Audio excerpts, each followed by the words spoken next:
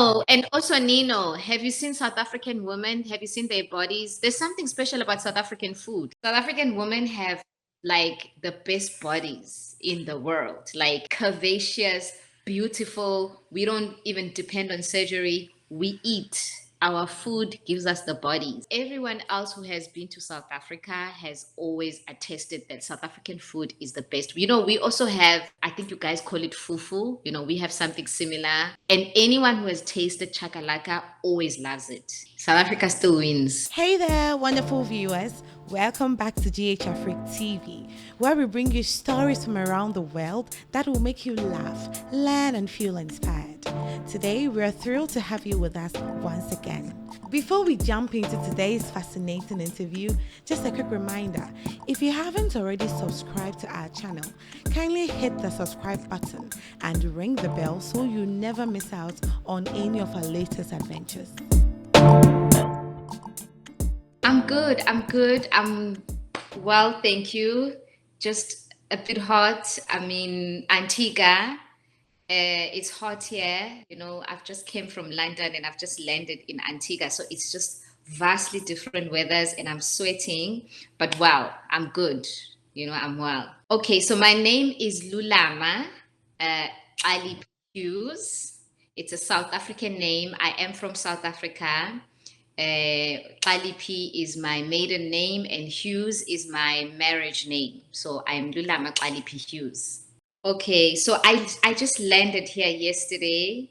I'm a content creator. I talk about travel. I talk about unorthodox ways to travel. I teach people about ways to travel and access opportunities abroad. My content is mainly about travel, studies abroad, work abroad, places that you can visit. I talk about where to go, where not to go. That's my content. So, and I also am I host some of my followers, to travel with me to different parts of the world. And this is one of them. So I have a new thing called Travelpreneur, which I've introduced where I actually travel, with my followers and we go to different parts of the world. We've just come back from Turkey 2 weeks ago. I hosted them and now we are in Antigua. So I'm here because I'm hosting my followers who are coming to join me. Some are coming from New York and some will be coming from South Africa. And that's the reason why I'm here. I'll tell you about Antigua because it's recent and it's actually a funny one because I did a video about it. So, the main challenge, I came from London. I was in London and, traveling to Antigua, you can get good, reasonable flights, right? And also the time now that I've traveled is not such a great time because it's actually, what do they call it? It is sailing week here in Antigua. So sailors from all over the world are coming to Antigua. So it's quite a busy time for people to come. So flights are quite expensive. But I managed to find a flight and, this flight needed me to only have hand luggage, with me. Otherwise, if I include a check-in bag, I was going to pay a lot of money. So you know what I did? Because I was overweight, I wore some of my clothes. Like I was just like piling them on me. Like, I did a video yesterday where I was showing people like I had like probably like 3 sweaters on me and a trench coat. I was wearing 2 trousers. Those are some of the challenges that people wouldn't know, nobody's going to say don't board the flight if you're wearing too many clothes. But I knew that I needed these clothes with me and the best way for me to carry them was to wear them. So that's just one of the challenges. I would say, when you go to a foreign country, like just really abide by the law. Like don't treat it as though it's your own country. I know that like people's countries are different, rules are different. Like just don't do things just thinking because I'm in a foreign country, I can behave the same manner I behave in my own country because in some countries, certain things are not allowed. I would say it depends. It usually depends on which country you come from in Africa. There are specific, like I would say, people that come from specific countries that for sure, if they come to Europe, they're gonna be dating white people or white men. you know. But there's some countries where it's just to them it's not a like it's not a big thing. They can't be bothered, you know. And I'm gonna say, for example, South Africans. I'm gonna speak for my countrymen. Yeah, I'm gonna speak for my countrymen, and I've noticed this. South Africans, they don't really come abroad and marry white. I guess it's because maybe also South Africa is very integrated with white people. You know, we kind of like we grow up with them, we live with them. They are there, they are in our face. So even when we are abroad, it's not like, you know, in some cases it could be like a new thing for someone, you know, or they will be inquisitive. We are really not, because we are very much like integrated with white people. I've noticed that there are some other countries, you know, African people that come from other African countries where, you know, like when they come here, all they want, well, not specifically here, but when they go abroad, all they want is to date white people. I would say, you know what, like the reasons are very nuanced, you know. Um, some people it's because, you know, maybe they find themselves more attracted to white people, you know. Some people you would find that it's because of less exposure, so they are like you know, they are inquisitive, you know, it's like they are more inquisitive to know because they have not been as exposed, I guess. um and then some people, it's just a fetish, you know, they fetishize, you know, white people. So it varies for different people. Some people have, you know, and some people sometimes they just have a complex problem, you know, and they think that being with a white person would validate more, you know. It just varies, there's so many reasons. Sometimes it's just pure love, you know, sometimes it's a pure interest, it's a fetish, sometimes it's you know, there's many reasons. Yes, absolutely. Okay, starting with Ghana. I had jollof rice from Ghana. I still love it.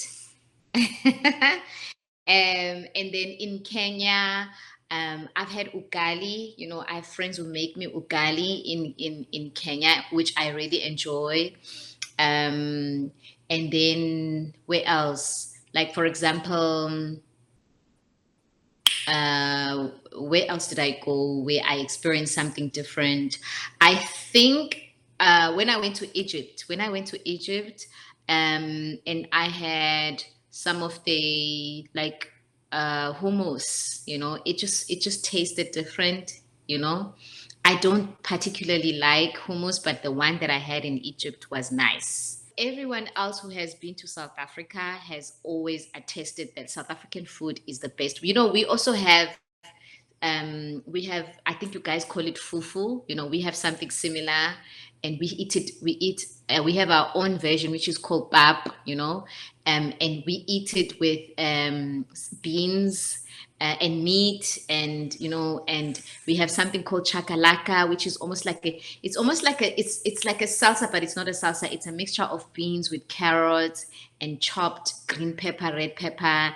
It's just like something really very true to South Africa. Like, and anyone who has tasted chakalaka always loves it, you know. So South Africa still wins. Even the meat, I don't eat meat, you know, I'm vegetarian.